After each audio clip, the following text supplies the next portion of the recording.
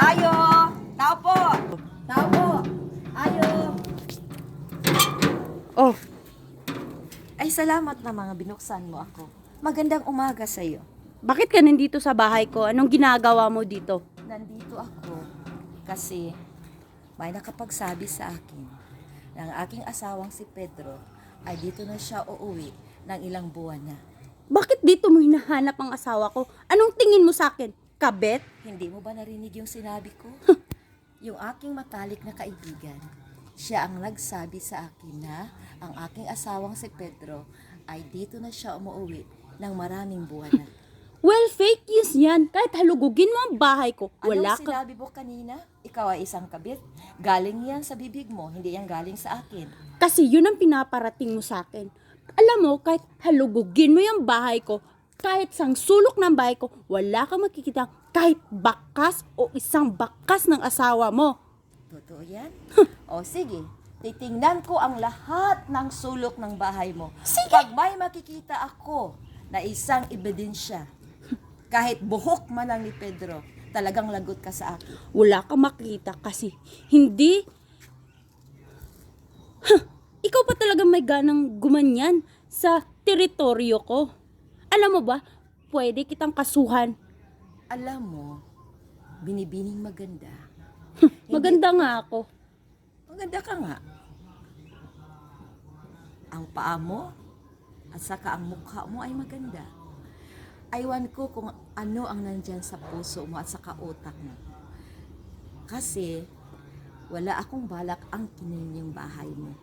Ang gusto ko lang, makukuha yung aking asawang si Pedro. Wala nga dito ang asawa mo. Bakit ba ang tigas-tigas ng ulo mo? Kasi wala ka pang asawa eh. Kabit lang nga sa'yo. Wala kang wife instinct. Alam ng mga asawa kung nasaan ang kanilang husband. Then, mali ang instinct mo. Titingnan ko, pag may makita ako kahit isang buhok lang ni Pedro, talagang lagot kayo sa akin. Oh, sige, tignan mo. Tignan natin kung may makita ka nga sa bahay ko. Titingnan ko nga. Paano ko yan titingnan? Naka-close pa yan. I-open mo. Sige, hanapin mo dyan. Pedro! Nasaan ka? Sige, may nakita ka? Kung ayaw mo sala sa akin, sasabihin mo. Huwag kayong tago ng tago. Tinatry kong i-fix yung ating relationship as mag-asawa. Kawawa yung ating mga anak. Pero kung ayaw mo na sa akin, wala na akong magagawa. Okay, magsisimula na akong halughugin ang bawat sulok Sige, hanapin mo. ng bahay mo. Kung may makita ka ba. Baka nandito si Pedro. Baka si Pedro ay lumiit. Lumiit. Oh, may Wala nakita siya. ka? Wala? Wala akong nakita kahit isang buhok niya. Lilipat ako dito sa kabilang kwarto. Madali naman yan, Pedro. Pag-uusapan lang natin yan. Hindi na kailangang tago kayo ng tago. Sa isang babaeng ito. Bakit ka naman niya tataguan? Ingo, wala nga siya dito. Wala siya dito. Sabi ko na nga sa'yo, di ba? Wala ang asawa mo. Dito kaya sa comfort room. Wala siya dito. Alam mo, baliw ka na eh. Dito Sabi sa mo ilalim wala. sa kabinet. Baka nandito siya. Wala. At saka dito sa may kusina. Pedro! Lumabas ka! Oh, may nakita ka? Mag-uusap tayo. Wala akong nakita kahit isang buhok ni Pedro. Pero alam ko. At alam mo sa puso mo. At saka isip mo na nagkikita kayo. Hindi ba? Nakikita ba kayo? Nagkikita kami, pero hindi ibig sabihin yun, kabit niya ako. Nagkikita kami kasi magkatrabaho kami.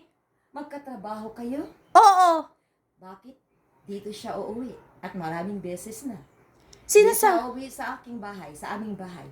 Di ko na problema yun kung hindi siya umuwi sa bahay nyo. At saka, ano bang pinagsasabi mong dito siya umuwi? Wala nga dito si Pedro. Wala akong nakitang buhok. Pero mayroon akong malaking ebidensya. Bakit nandito si Chucky, yung aming aso?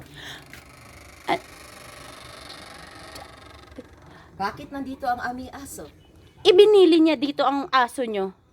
Oh, Sigpiyat ka na dyan.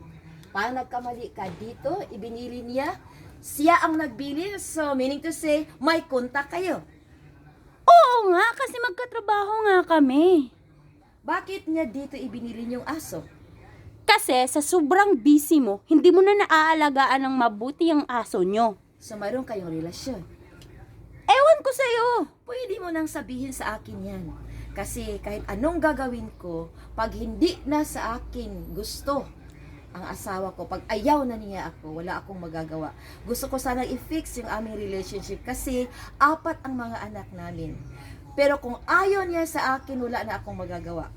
Pakisabi sa kanya na ang aming problema ay isettle namin doon sa attorney's office. Magpa-file siya ng annulment kung hindi na niya ako gusto. Wala na akong pakialam sa kanya. Pagod na akong humahabol. Palagi na lang ako naghahabol sa kanya.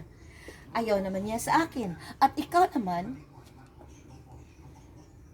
parang okay ka naman. Okay nga ako. Maganda ako. Pero siguro mas maganda ako sa iyo. May edad lang nga. Pero maganda ang aking trabaho. Pero katulad ng sinabi ko, pag ayaw na niya sa akin, wala akong magagawa.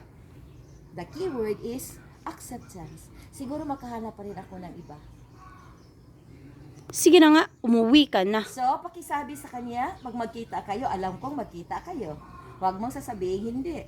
Paano niya kukunin yung aming aso kung hindi siya pupunta dito? O, di ba? So, pakisabi sa kanya na pag-uusapan namin ang aming problema. At ayaw ko na rin sa kanya. Sa'yo na si Pedro!